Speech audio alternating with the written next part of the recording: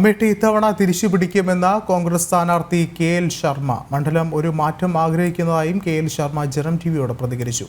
രാഹുൽ അമേഠി ഒഴിവാക്കിയതിനെക്കുറിച്ചുള്ള ചോദ്യങ്ങളോട് ശർമ്മ പ്രതികരിച്ചില്ല. അമേഠിയിൽ മത്സരിക്കാനാണ് സ്മൃതി ഇറാനി രാഹുലിനെ വെല്ലുവിളിച്ചത്. പക്ഷേ പരാജയ ഭയം മൂലം രാഹുൽ റായ്ബറേലിയിലേക്ക് കടന്നുകളഞ്ഞു. ഈ സാഹചര്യത്തിലാണ് സോണിയാഗാന്ധിയുടെ പഴയ മാനേജർ കെ.എൽ. ശർമ്മയ്ക്ക് നറുക്ക് വീണത്. ഈ തവണ മണ്ഡലത്തിൽ അത്ഭുതങ്ങൾ സംഭവിക്കുമെന്നാണ് കെ.എൽ. ശർമ്മയുടെ പ്രതികരണം.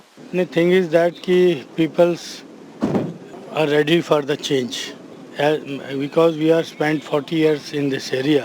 We see in the eyes of the people they are make their mind for the change. കഴിഞ്ഞ തവണ 55,000 വോട്ടുകളുടെ ഭൂരിപക്ഷത്തിലാണ് സ്മൃതി ഇറാനി രാഹുലിനെ വീഴ്ത്തിയത്. ഈ തവണ നെഹ്റു പരിവാറിന്റെ മറ്റൊരു തട്ടകമായ റായ്ബറേലി കൂടി പിടിച്ചെടുക്കുമെന്നാണ് ബി.ജെ.പിയുടെ അവകാശവാദം. ഈ മാസം 20-നാണ് അമേഠിയിലും റായ്ബറേലിയിലും വോട്ടെടുപ്പ്. കെ.എൽ. ശർമ്മയാണ് മത്സരിക്കുന്നതെങ്കിലും പ്രിയങ്ക വാദ്രയ്ക്കാണ് അമേഠി മണ്ഡലത്തിന്റെ ചുമതല. പ്രചരണ രംഗത്ത് പ്രിയങ്ക വാദ്ര സജീവമാണ്. എന്തായാലും സ്മൃതി ഇറാനിയും പ്രിയങ്ക വാദ്രയും തമ്മിലുള്ള മത്സരമാണ് അമേഠിയിൽ ഇക്കുറി നടക്കുന്നത്. അമേഠിയിലെ കോൺഗ്രസ് ആസ്ഥാനത്ത് നിന്നും ഉണ്ണി കെ വാര്യർക്കൊപ്പം ഗൗതം അനന്തനാരായണൻ, ജനം.